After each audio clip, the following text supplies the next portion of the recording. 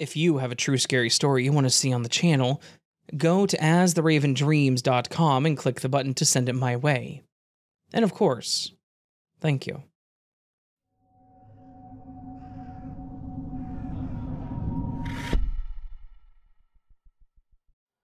As a kid, my parents loved to ship me off on any summer event that they could find, including the week-long camping retreat hosted by a small local church. My parents rarely attended church themselves, unless it was a holiday like Easter or Christmas, but they always made me go to these events.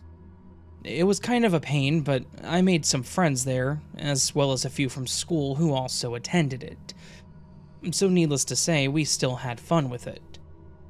The retreat usually centered around group activities, something about being stronger in numbers and trusting each other, something like that. I typically spaced out when they gave their talks, and looked forward to the swimming, rowing, hiking, and the games that we played. But one of my favorite things about this trip was venturing out into the woods at night, with my friends, when we were supposed to be in bed. It was a time for us to get a look around the area more, discover new things, and for us to just do something we shouldn't be. You know, normal rebellious kid things. It was normally just the three of us, Ben, Ryan, and I, but Ryan was crushing pretty hard on a girl named Hannah, so we agreed to invite her and her twin sister, Rachel. They went to our school too, and they were pretty laid back, so we knew that they wouldn't snitch on us or anything like that. We all discussed what night we should do it, and agreed that it should be towards the end, as we normally did. We always chose then because everyone, including the counselors, were typically pretty tired, hot, and just ready to go back home. They didn't do rounds as much, if any at all, and we could easily sneak out, saying that we needed to use the restroom and they would let us. So we agreed to do it the second to last night. And just to make sure our trip was entertaining, the three of us took a short trip the night prior to scout out where we would go to impress the girls. We all agreed on a time and place to meet up, around midnight and by the restrooms. There were probably about 30 kids total, and it was just the two cabins, boys and girls, so it was pretty easy to gather together and sneak out without someone noticing, especially if it's not your first time that you've snuck out. You know how to fluff your sleeping bag to look occupied. So we all met up in our agreed spot, made sure that we all had a flashlight and nothing more, and headed off into the trees. At first, we were all filled with excitement and nervousness. I loved exploring and walking around out there. The trip would honestly be a lot more fun if they took us hiking like this. Ryan and Hannah seemed to be busy teasing each other, but otherwise we were all talking, laughing, and having a good time. About 15 minutes into our adventure, Rachel paused, shining her flashlight at the ground. She asked if what she was looking at was a shoe. We followed her light, and Ben approached it, gave it a small kick, and confirmed that it was a lady's sandal. It looked pretty dirty, so we shrugged and told the others that someone probably lost it while they were out there. Ben tried to be funny and suggested that it was left when someone was running away from something, trying to spook the girls. It failed. We left the shoe where it was and continued walking. A few minutes later, we spotted something on the ground ahead of us. At first, it looked like a blanket as the grass was flattened where it was. Getting closer, Ben picked it up and confirmed that it was a denim skirt. Someone had lost a shoe and their skirt? To me, it was definitely bizarre, but I wasn't alarmed. This was a public park after all.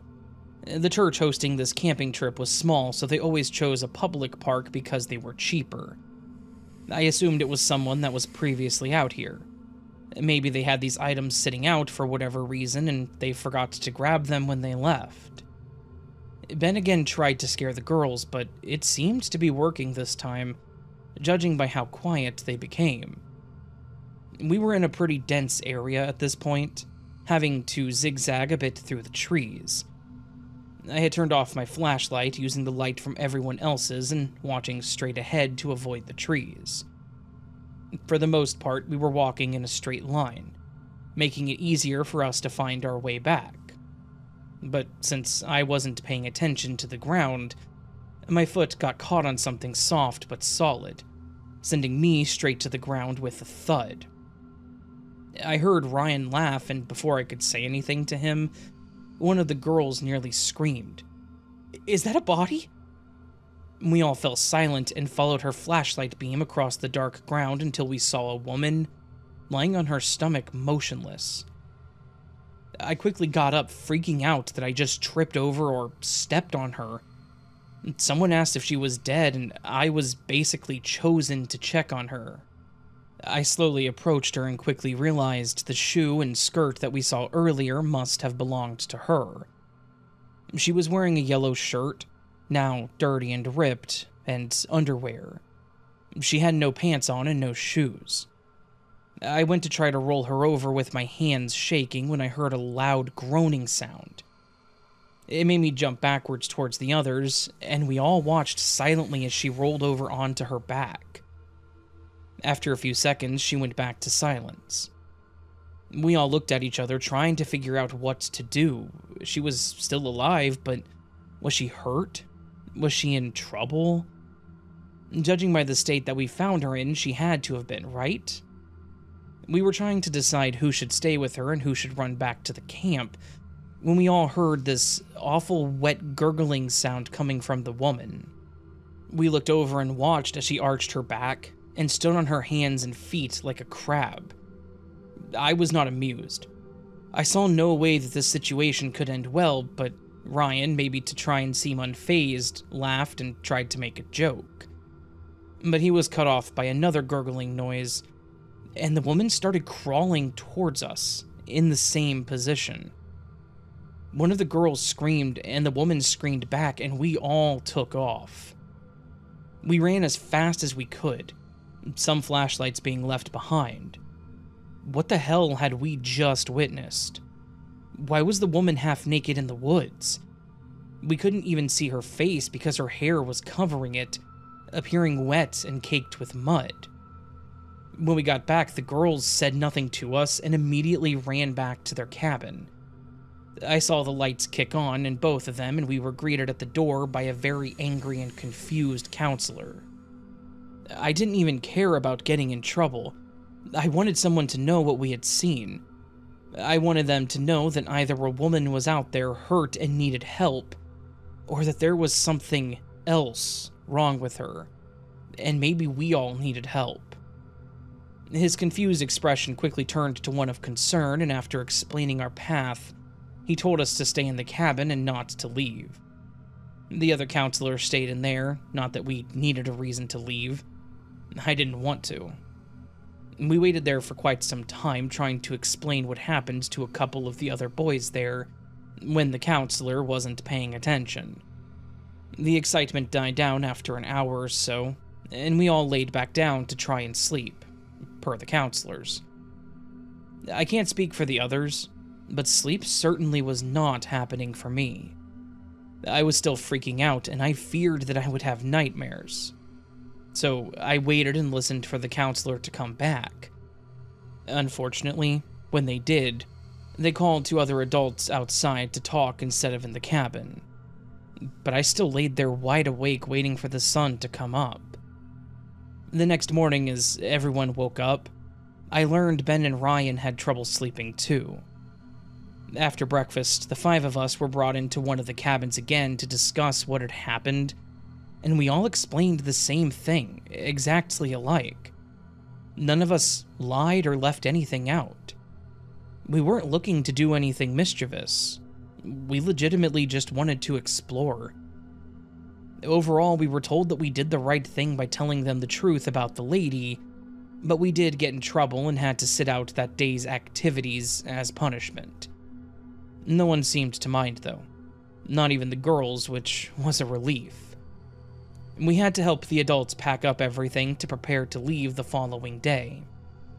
Once back home, our parents were informed about our little adventure, but they were also told what occurred, which my parents shared with me.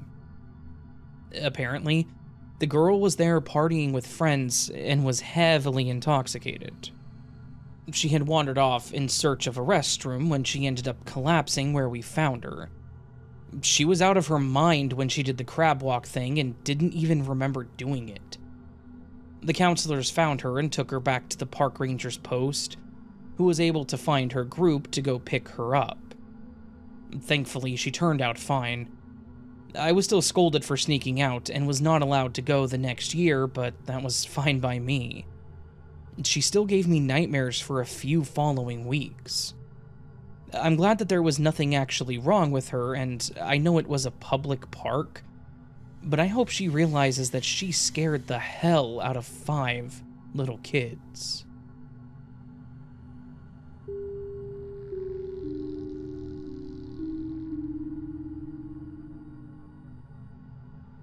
Since it is summer, I thought I would share a story from my childhood.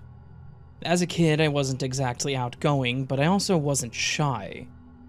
I had a few close friends, but since we had moved a city over, I was no longer going to the same school district, which meant that I wouldn't be going to school with my friends. My parents' solution to this was to go to a private summer camp. It wasn't through any particular school or church, if I remember correctly. Anyone could sign their kid up for it if they could dish out the $400 per kid. My sister was old enough that they didn't make her go, but I, on the other hand, was voluntold for it pretty quickly, with promises of fun and new friends. I wasn't going to hold my breath, but I did at least hope that it was true. We met up at the local community center where my parents were given more details about our itinerary. We were split up into groups, and then the parents all left. The trip included both boys and girls, but the groups had us more separated, as well as the cabins that we slept in, of course. My group included 2 girls named Ellie and Becca, both of whom I actually would grow to be good friends with. Ellie had been to the camp before, but this was both mine and Becca's first time. Ellie quickly claimed us as her responsibility and promised to show us around and make sure that we had a good time. She was very kind, and to be honest, I thank her for that, as she became very important to me. So we arrived at the campgrounds, and after being given our assigned beds and putting our stuff away, aka under the beds and laying out our sleeping bags, we all made our way to the circular seating area, where the counselors again went over the rules and our daily schedule. I don't remember all of the counselors' names that were there, but the ones I do remember were Derek, Noah, Izzy, Charlotte, and Paige. I only remember them because they had some importance to this story. Derek and Izzy stood in the center explaining how the trip was going to go. Ellie explained to us different things that we could do with free time. Charlotte was our cabin counselor, and when she heard us talking, she would look at us and tell us to hush. She was probably one of the oldest counselors there, old enough to be my grandma, which I found odd. She didn't leave the cabin area, she couldn't go on the trails, and the one time I saw her go to the beach, she was out of breath by the time she got there. Maybe she still enjoyed it, who knows.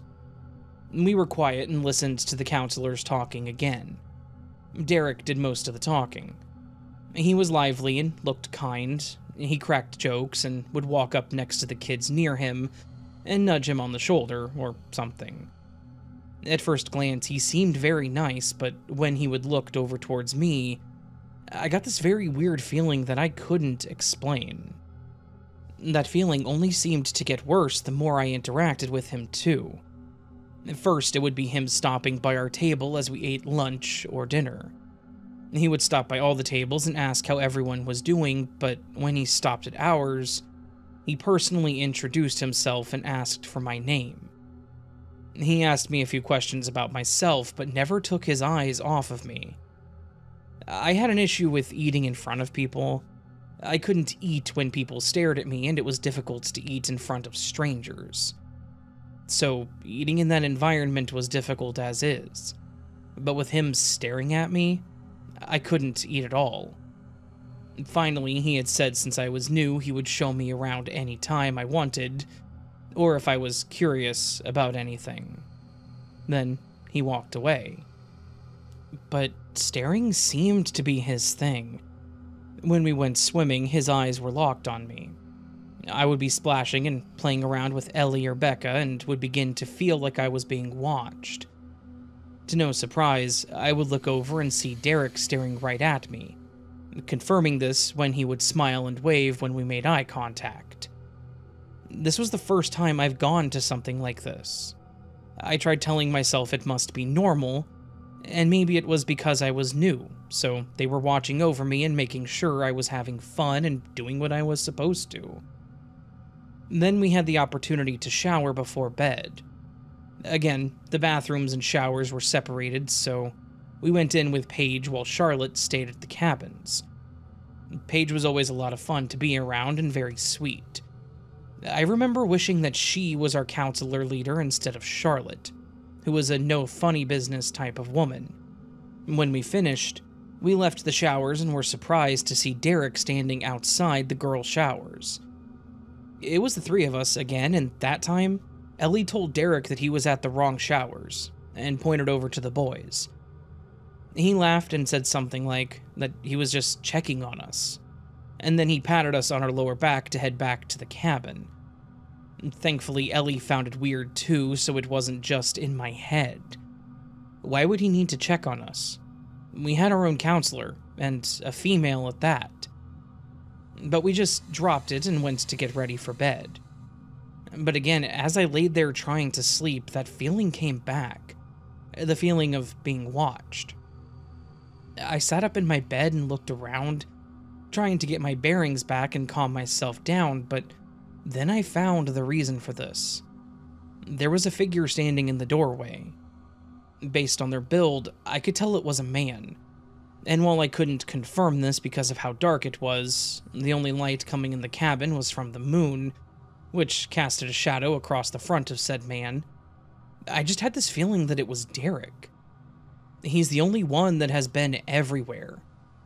All the other male counselors stayed with the boys unless we were all gathered or eating. I didn't know what to do. We were supposed to stay in bed no matter what, per Charlotte.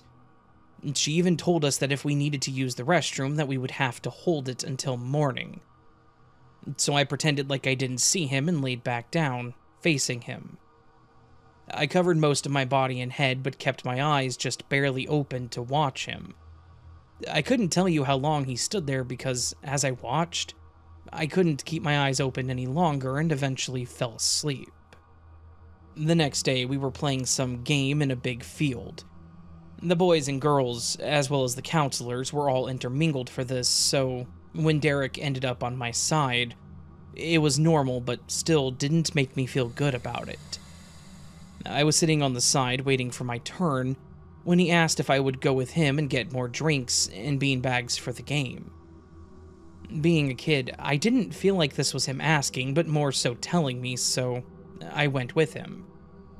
As we walked, he asked more questions about me, including when my birthday was, and my age again, and what kind of sports I liked to play. Right before we reached the cabins, he stopped and rubbed my back and said that he wished he could protect me from the world. I didn't know what he meant by this, so I remember looking at him waiting for an answer. He knelt down to be at eye level and grabbed my hands and said, "I think we have a special connection, Renee. I could see that you're different from the other kids here, just like me. You're special."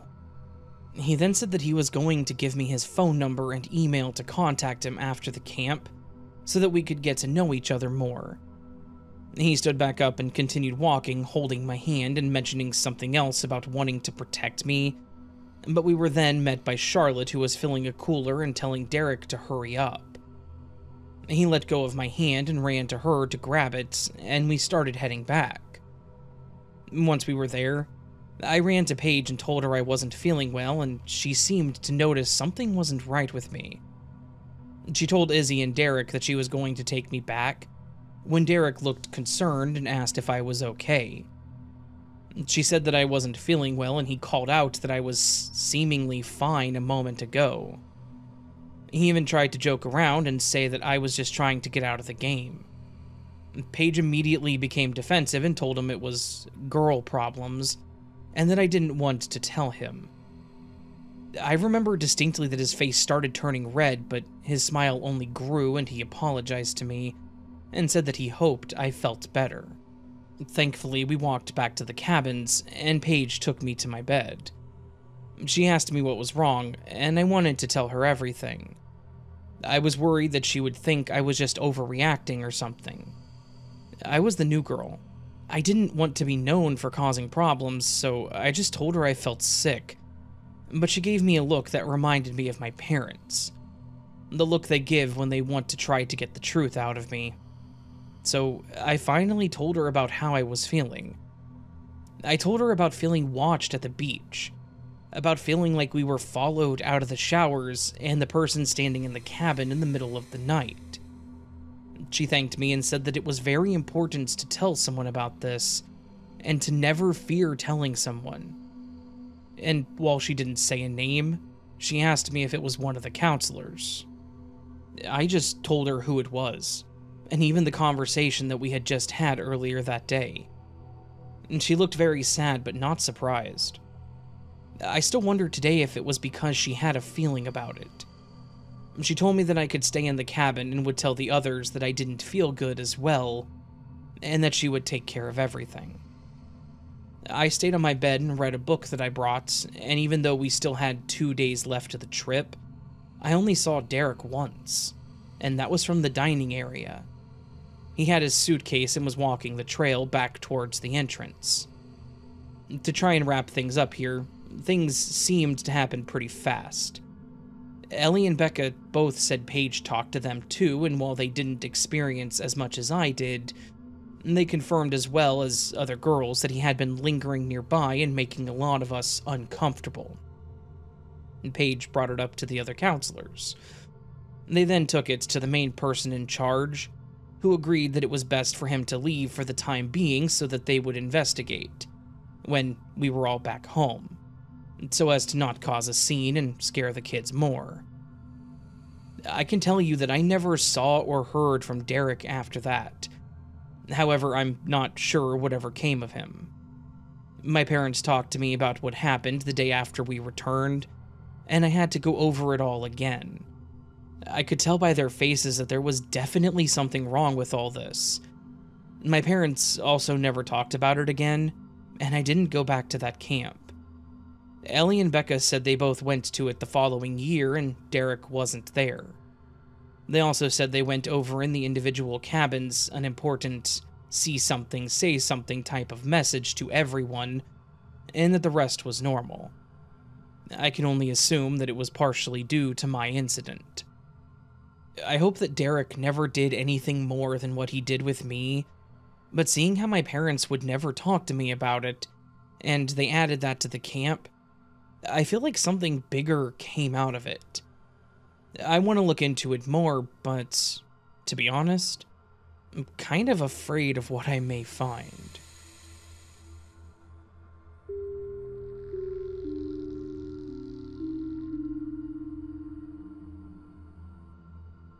This memory comes back to me every summer since it happened, especially when someone mentions going camping.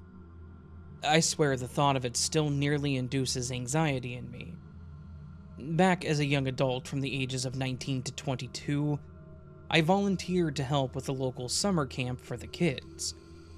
The program was hosted by the school district, which had a lot of programs for kids in need. Kids that have a troubled background, kids whose parents can barely afford new clothes and school supplies, and kids whose parents don't have a babysitter or daycare. They hosted a lot of summer programs so that the kids had a safe place to go when the parents weren't home. I had a similar childhood, and I really thank them for it because I feel like it made a difference in my life. And this is why, when I was old enough, I volunteered there a lot to help, hoping to do the same thing for someone else. Plus, my job gives a lot of paid time off for volunteer work, which, win-win. The summer camp was always fun, both as a kid and an adult.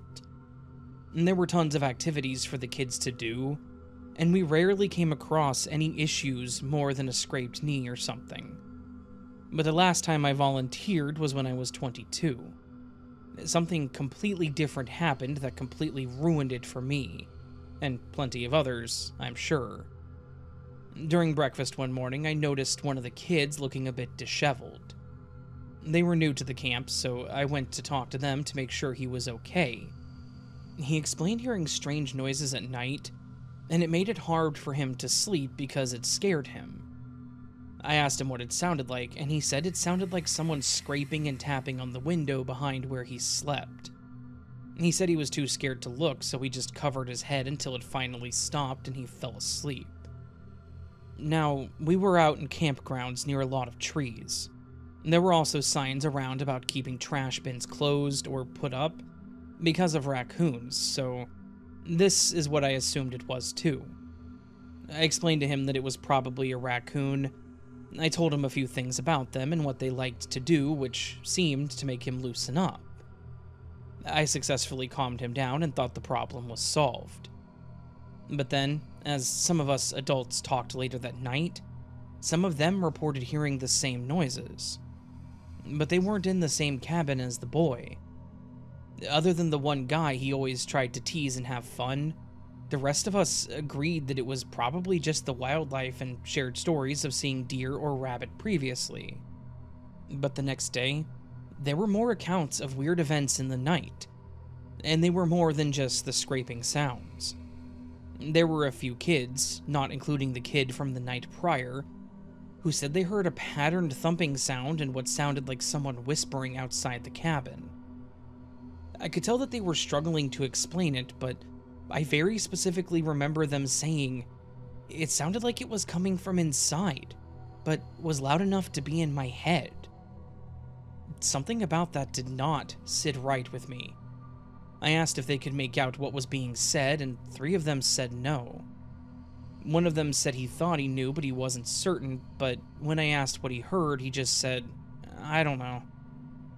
The way he responded, his tone, and the fact that he wouldn't look at me made me feel like he didn't want to talk about it. What could he have possibly heard that made him so uncomfortable? I did my best to assure them, though, explaining what I told the boy the previous night, and said that I would tell the other adults so that we could check out the sounds. They understood, and we left it at that. Later that day, while the kids were swimming, the adults got to talking again, and Riley explained how one of the girls, I'll just call her Emma, wouldn't leave her bunk. She said that she heard the same noises, but that she actually looked out the window as she previously heard other kids talking about it. Emma was a real animal lover, and I believe that she probably would have tried to pet the damn thing if it was a raccoon. But she said that what she saw wasn't even close to a raccoon. She explained that there was a tall, dark figure staring into the window. She said at first the being looked like a human, but it had what appeared to be glowing yellow eyes on the side of its head, like a deer. She said she immediately dropped back down to her bed and covered her head, but could hear someone whispering her name. She wouldn't look up, and it scared her so bad. She actually had an accident in the bed. From pure terror and embarrassment, she didn't want to leave the bed. But Riley managed to get her out and help her get cleaned up. Many adults said that she must have had a wild imagination, or maybe she dreamt it, but Riley didn't feel the same. She said she couldn't say she experienced the exact same thing, but she did say she heard the noises, and the night prior, she saw a dark figure going into the woods. Some of the guys once again made fun of her for it, but she wasn't the type to back down or be offended by it. She stood her ground with what she saw with a basic, believe me or not, I don't care what you think mentality. She didn't have any idea of what it was, because it was bipedal, which threw her off. But I believed her.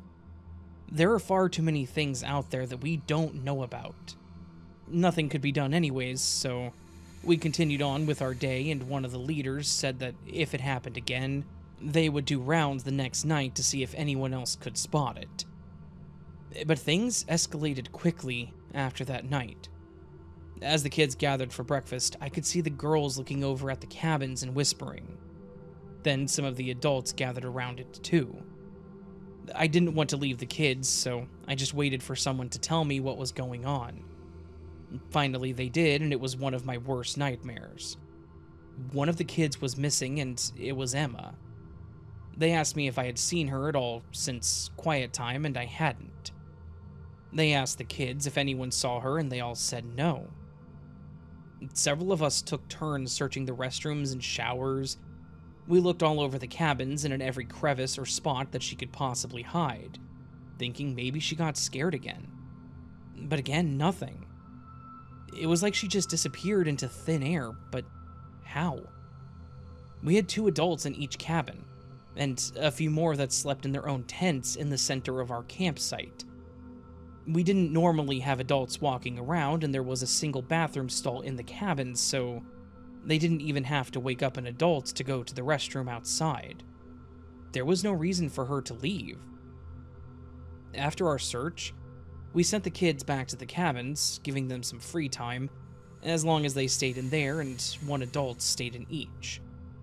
The rest of us reported it to the park ranger, and we all started a search around the woods. I was terrified. I know I wasn't the one in her cabin because, being male, I was in the boys' cabin, but I still felt like a failure.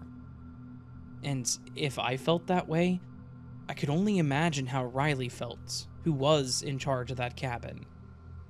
I remember fearing all the possibilities.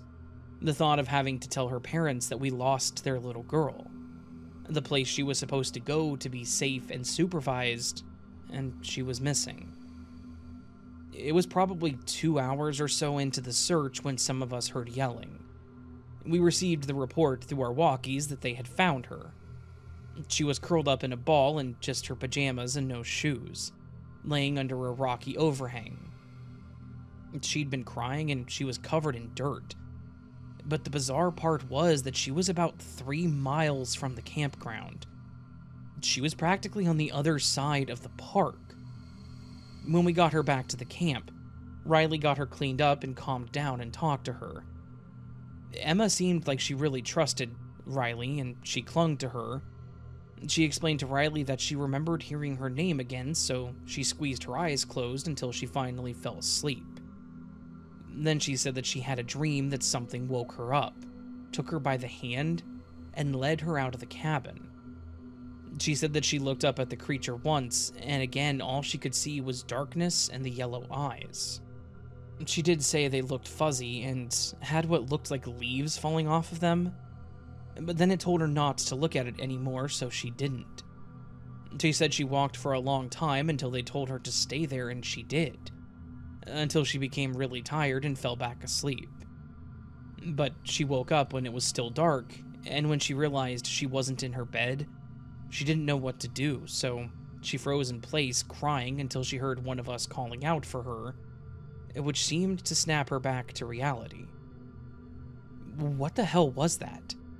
What led Emma into the trees for nearly 3 miles, and why? No one had any answers, and after speaking to Riley, she seemed just as distraught because she didn't know what to tell Emma either. After looking Emma over, she didn't seem injured, and she said that she didn't feel ill or in any pain either. In fact, after eating and getting to color with some friends, she seemed to be just fine again. But none of the adults seemed to be back to normal. All of us realized how bad that situation could have become, and realized the risk that we were facing. The following night, we all took turns doing walks around the grounds at all times to make sure no one left, and to see if we could spot the culprit. But thankfully, it never seemed to come back. And no one, not the adults nor the kids, not even Emma, experienced it. In fact, Emma slept great, and all through the night. So what was that? What happened there, and what did it mean? It couldn't have just been a dream, right? We did tell her parents about what happened, and while they were suspicious, they didn't think much of it. Again, some of these parents were far from parents of the year. I was too freaked out to volunteer for the following year, and I moved away the year after that for work, so I didn't get to do any more of them. But I do keep in touch with some that do, and they say they have never experienced that creature since. Hopefully this thing is long gone, and no one ever has to go through that again.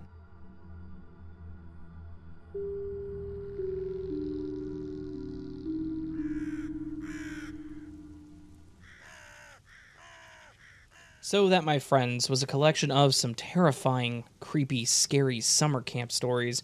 How many synonyms to scary can I fit in one title? Well, let me tell you, a lot. I won't do that. It's just going to be scary summer camp stories.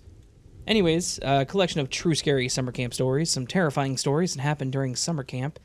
Something I never got to experience. Not saying I would want to experience these scary stories, saying I never experienced summer camp in general. I never did any sort of summer camp like that.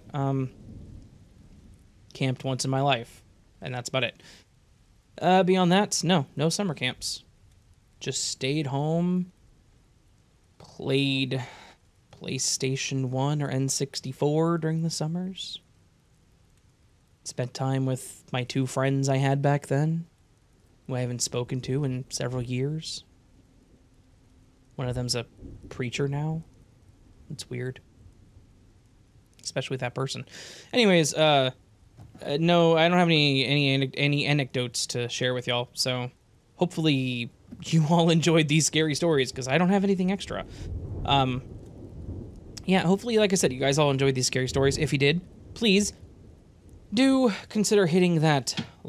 I just smacked my watch into my desk. That's fun. Please consider hitting that like button. That would help tremendously. Helps the video do better.